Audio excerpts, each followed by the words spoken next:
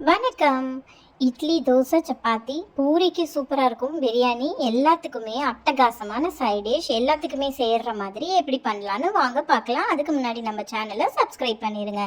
ஒரு கடாய் வச்சுக்கோங்க. கடாயில் எண்ணெய் விட்டதுக்கப்புறமா ஒரு மீடியம் சைஸ் வெங்காயம் கட் பண்ணி வச்சுருக்கேன். ஒரு குட்டி தக்காளி ஒன்று கட் பண்ணி வச்சுருக்கேன். அதை போட்டு நல்லா வதக்கிக்கோங்க. வெங்காயம் பொன்னிறமாக ஆகணும்லாம் கிடையாது, கிளாஸ் மாதிரி பதத்துக்கு வந்தால் போதும். அதுக்கப்புறமா இதெல்லாம் ஆற விட்டுட்டு மிக்ஸி ஜாரில் ட்ரான்ஸ்ஃபர் பண்ணிக்கோங்க. வெங்காயம் தக்காளி வதக்கின வெங்காயம் தக்காளி போட்டுட்டு கூடவே கொஞ்சமாக தேங்காய் போட்டுக்கோங்க.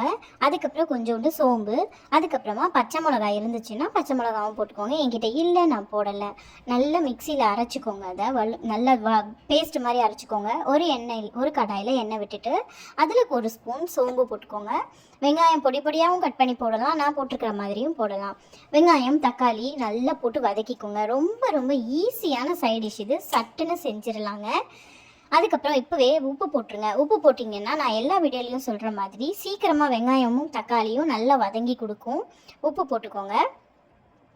இது கூடவே கொஞ்சோண்டு கரம் மசாலா, ஒரு ஸ்பூன் கரம் மசாலா பொடி போட்டுக்கோங்க. 1.5 ஸ்பூன் வரைக்கும் நீங்கள் மிளகாத்தூள் போட்டுக்கோங்க. அதுக்கப்புறமா தனியாத்தூளும் ஒரு ஸ்பூன் அரை ஸ்பூன் தனியாத்தூள் போட்டுக்கோங்க.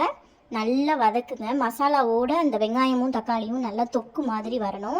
இந்த ஸ்டேஜில் நம்ம பேஸ்ட் மாதிரி அரைச்சி வச்சுருக்கோம் இல்லையா, தேங்காய் பேஸ்ட்டு, அதையும் போட்டுட்டு நல்லா கிளறி விடுங்க. இங்கே பார்த்தீங்களா எவ்வளோ சூப்பராக இருக்குதுன்னு.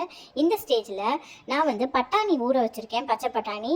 நான் எப்போவுமே வெளியில் கடையில் பச்சை பட்டாணி வாங்கினேன்னா தண்ணியில் கொஞ்சம் நேரம் ஊற வச்சுட்டு போடுவேன். அவ்வளோதாங்க, சூப்பரான சுவையான பீஸ் மசாலா கடகடன்னு சட்டுன்னு ரெடி ஆயிடுச்சு. நீங்களும் பண்ணி பார்த்துட்டு எனக்கு மறக்காமல் கமெண்ட்டில் சொல்லுங்கள். ரொம்பவே ஈஸியான ரெசிபி இது. நம்ம சேனலை மறக்காமல் சப்ஸ்கிரைப் பண்ணிடுங்க.